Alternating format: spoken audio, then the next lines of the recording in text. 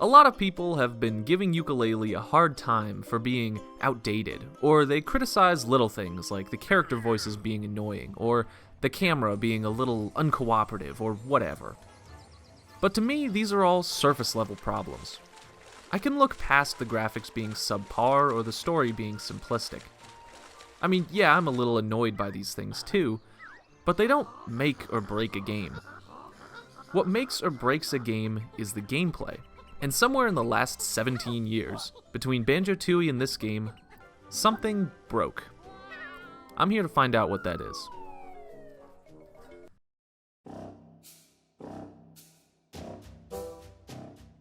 So let's talk about minigames.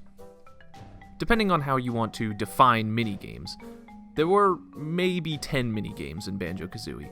A couple races, a matching game, an eating game, a couple Simon Says games. That was pretty much it.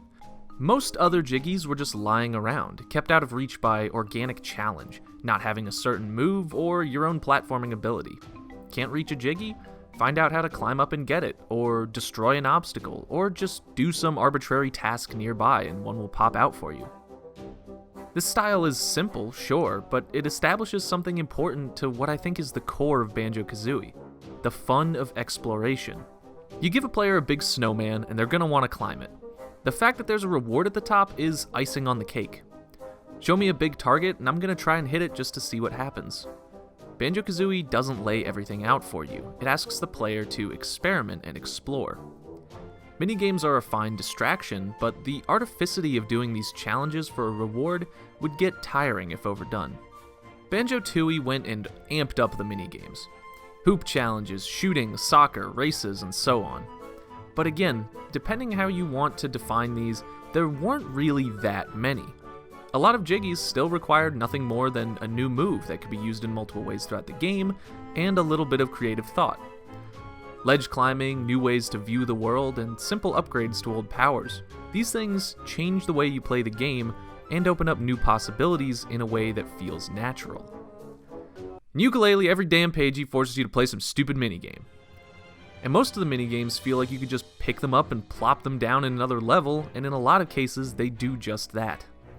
Challenges and characters in Yooka Laylee are just kind of slapped down in random spots, and none of it feels organic. Every world feels like a collection of dumb minigames spread out at random with no cohesive feel or structure to each world. Plus, each world now has twice as many notes and 2.5 times as many jiggies to collect. Because of this, there are only a handful of worlds, and each one feels massive and samey. And unlike Banjo-Tooie, which compensated for its increased scale with warp pads and these little metal doohickeys, there is no fast travel system in Yooka Laylee, in a game that desperately needed something to cut down on confusion and travel time. There's no feeling of anticipation in levels like Moody Maze Marsh, where everything is flat and looks exactly the same. In Banjo-Kazooie, you get to a vantage point, you see something in the distance, you wonder what it is, so you go there, you platform a little, and you find a jiggy. In Yooka Laylee, you wander around a giant, boring, confusing world until you stumble upon a dumb minigame, and you do the dumb minigame, and you move on. Honestly, saying that platforming takes a backseat in Yooka Laylee is like saying that convincing facial animation took a backseat in Mass Effect Andromeda. It might as well not even be there. Yooka Laylee's abilities are even worse.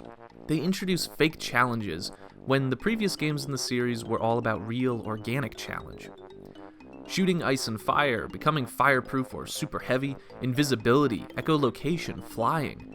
Sound pretty cool, right? Well, they certainly are cool at first, but each of these powers is really just a key for a door, and none of them change how you play the game.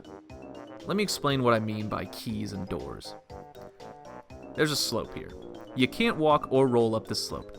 Never mind that your roll move is specifically advertised as allowing you to climb slopes. Whatever, it's ice, I guess. You lick this honey over here, and now you can walk up the slope. You still slide all around, but hey, you can make your way up. This doesn't change anything, it just enables you to do something you could basically already do. Eating a cannonball could make you heavier or slower, or do more damage, or fall on enemies, or sink in the water and walk along the bottom or something, but it doesn't change anything, except that now you can walk through this area. You see what I'm getting at? These conveniently placed cannonballs don't allow you to explore and see what you can do with your new cannonball powers. They just let you walk over a bridge. It would be the same thing if there was just a door here, and you weren't allowed to press the button to open it until you talked to the right person. And though I certainly have my issues with Egoraptor's sequelitis on Ocarina of Time, he is absolutely right about one thing. A stupid spinning dumbass top thing doesn't change anything. You find a track on a wall and you ride it. It's like a teleporter, but instead of being transported instantly, you just get there at normal speed. A double dumbass claw shot doesn't change anything. It just means instead of having to land on a platform and awkwardly aim to another claw shot target, you don't have to land on a platform when you awkwardly aim to another claw shot target. Thank God! Another example, being able to turn invisible has basically no gameplay benefit besides being able to walk through certain doorways. Using your sonic screech power to push 4 switches at once isn't really a new power. You've just been given another kind of key to open another kind of door. And that's what Yooka Laylee feels like.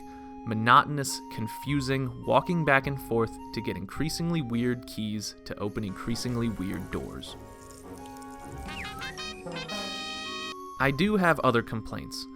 The boss fights are long and boring and uninspired. The stamina bar is a stupid, unnecessary gating mechanic for abilities that almost universally don't need gating. The game breaks the fourth wall constantly. It was cute when Banjo did it occasionally. When Yooka Laylee does it every other line, it gets grating. To be fair to Yooka Laylee, it doesn't do everything wrong. The characters and their voices are great. Grant Kirkhope's music is catchy and oftentimes beautiful. The graphics have ups and downs, but the overall aesthetics are very strong. But at its core, Yooka Laylee's structure is just all wrong to me. The emphasis on minigames instead of solid platforming and fun traversal mechanics just kills the game for me, and I'm sad to say that I walked away from Yooka Laylee disappointed, but hopeful that they can fix these flaws for Yooka Laylee, the second one, Yooka Laylee 2, Yooka Laylee, the next one, Yooka. Well, that was my sort of review of Yooka Laylee. Less a review and more a look into a couple of specific problems that I had with the game. If you like this video, give it a like and comment and do the YouTube things, and I'll see you next time. Thanks for watching. My cat is meowing at me right now. Kitty, go away. Or come here and say hi. Kitty!